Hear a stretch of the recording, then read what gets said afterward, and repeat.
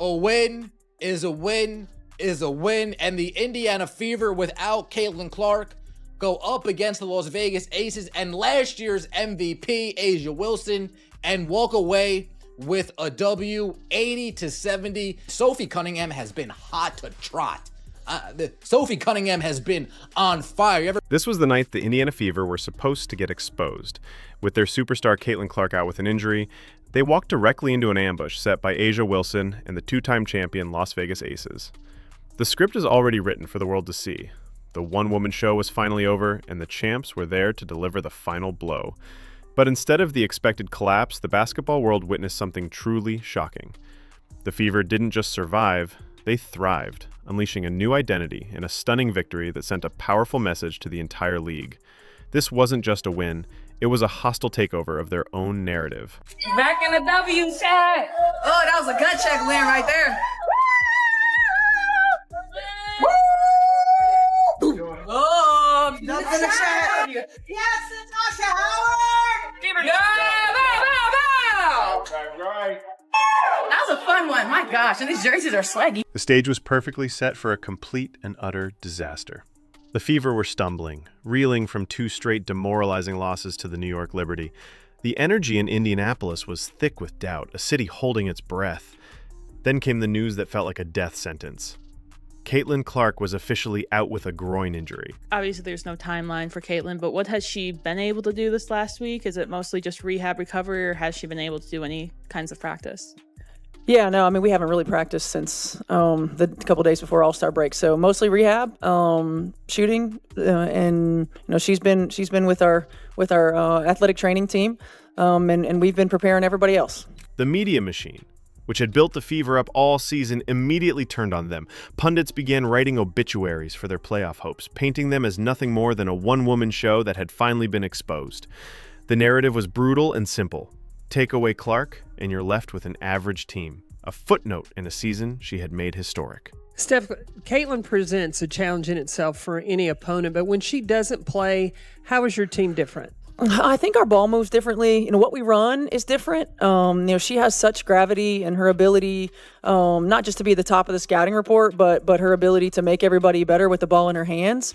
So some of the things that we run are different when she's on the floor than when she's not. We run some more off-ball stuff, a lot less on-ball actions. And in the other corner, the champions could smell blood in the water.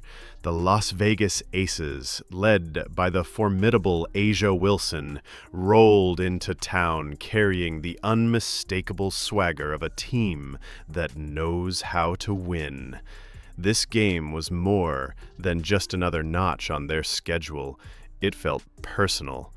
Yeah, it's definitely a relief to know that there's nothing else going on and no more damage. Now it's just being patient with the process. You can't have 5-minute lapses against great teams. They make you pay, and they bury you in those moments. I think we've seen, throughout the course of the season, where we've been really good for long stretches, and where we've weathered the ups and downs of a game, and we've got to be able to do that from a neutral mindset. We can't get into the playing conservative. For the past 2 seasons, whispers of Wilson's professional jealousy toward the unprecedented media storm surrounding Clark had circulated through league circles. This was her golden opportunity on a national stage to prove that hype doesn't win championships. Raw power and proven talent do.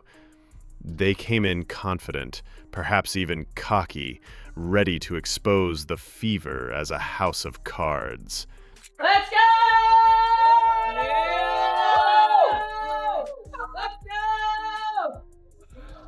Okay, we answered runs today, y'all. We had one another's back today, y'all. In the moments where it seemed like they could have made a little bit of a comeback, we stopped that. And we sure did. Now we have to be able to continue to stack that, maintain that consistency right there. I'm so proud of you guys. So proud of you guys. That was a hard-fought win. You earned it. We got on 3, 1, 2, 3 together. Kelsey Mitchell was supposed to be the answer.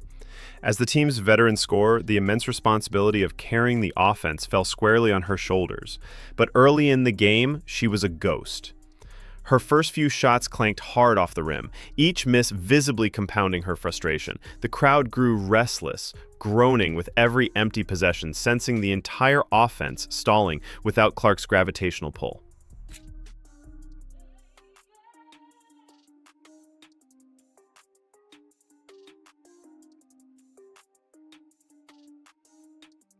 Through 3 agonizing quarters, Mitchell's stat line was a certified nightmare.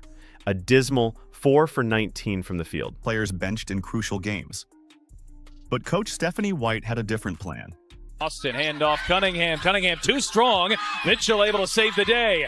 And it's Mitchell going right to the rim. Beats the shot clock and lays it in. Mitchell to the rescue. Sessions very disruptive, causing all kinds of havoc.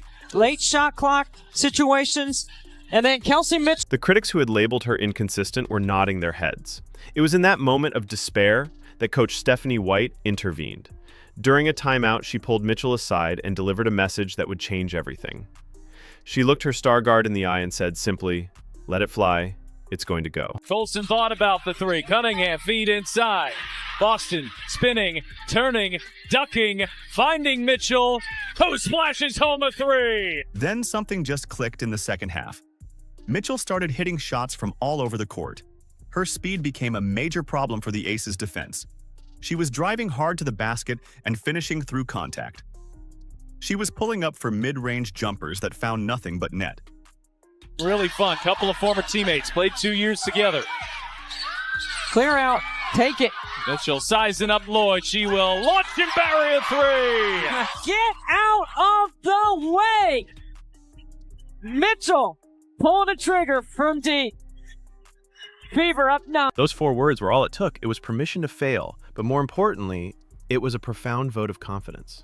When the fourth quarter began, a completely different Kelsey Mitchell stepped onto the floor. The hesitation was gone, replaced by a cold-blooded resolve. She was explosive, decisive, and utterly unstoppable. She poured in 9 crucial points in that final period, hitting 4 of her 5 shots when the game was on the line. She blew past defenders for tough layups, pulled up for silky mid-range jumpers, and commanded the offense with newfound authority. This performance completely silenced every critic who questioned her ability to perform in the clutch. Got 2 really good offensive coaches over there on the sideline. Mitchell finds a cutting Boston, who lays it in. From Mitchell here on this one. So you don't want anybody to cut across the front of your face, but it's just a really good delivery. But Mitchell's heroic comeback didn't happen in a vacuum. The only reason the Fever were still in the game was because of the gritty, thankless work being done in the trenches. Offense was not the issue for Indiana on Tuesday. They put up 84 points despite the absence of Caitlin Clark. Cunningham hit 5 threes, and it's her first tonight. Stay with Indiana. So Sophie Cunningham doing a really good job of reading the stagger. You have options off that, and she's reading the second. While the offense struggled to find its footing, the team's defense became an unbreakable wall, anchored by the dominant presence of Natasha Howard. Playing for Sophie Cunningham to start again tonight, or what's your... Yes. What is it about her, I guess, at the start of a game that you like having her in the lineup?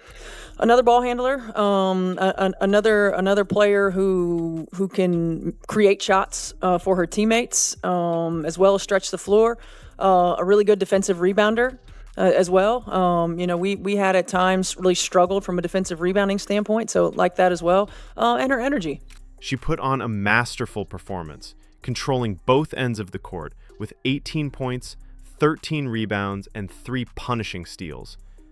After the game, Howard revealed the team's secret formula. Quote, "Our defense gets our offense going. They swarmed the Aces, contested every shot, and refused to give the champions anything easy. This relentless pressure is what kept the game within reach."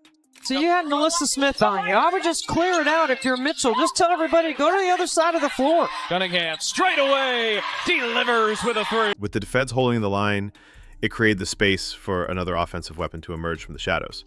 While all eyes were on Mitchell, Sophie Cunningham was quietly transforming into the most dangerous shooter in the entire league.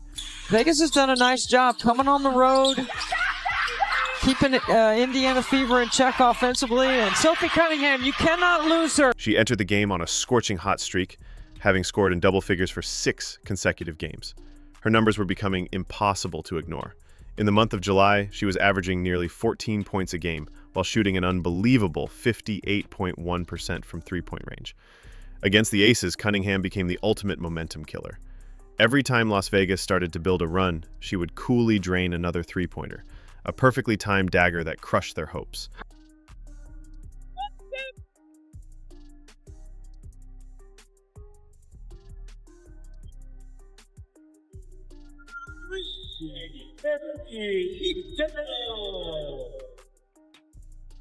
Her silent dominance set the stage for one final heroic shot that would seal the game for good.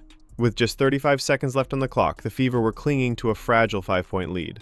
The ball found its way to Ari McDonald, an unlikely hero, stepping into the brightest spotlight imaginable. The pressure was immense. A miss here would give the two-time champions life, but McDonald didn't hesitate. With the unwavering confidence of a player who belonged in that moment, she executed a fearless step-back three-pointer. The ball arced perfectly through the air and swished through the net, a sound that broke the Aces' spirit completely. Well, first of all, I started off with our defense. Our defense to get our offense going, and that's how we maintain games like that. We don't rely on our offense a lot. We rely on our defense to get our when our defense is going, our offense is going. So we limited the Vegas to one shot, and that's how we got open shots for the shooters inside the paint and everything. As the crowd erupted, all eyes turned to the Fever bench, where Caitlin Clark was playing a different but equally important role. She wasn't just a patient on the sidelines, she was a caged lion. A sideline general living and dying with every single play. Throughout the game, she was seen getting heated with the referees, her competitive fire burning just as brightly in street clothes.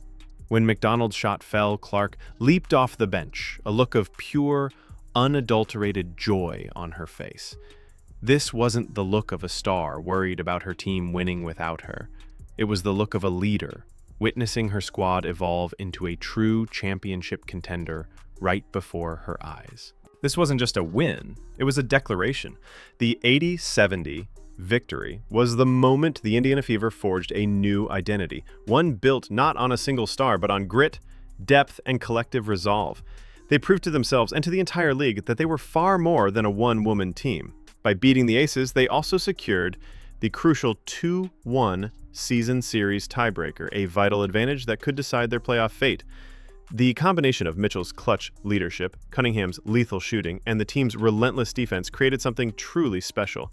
The question is no longer if the Fever can survive without Caitlin Clark. The new, far more terrifying question for the rest of the WNBA is this: if this is what they're capable of when she's gone, what will they become when she returns?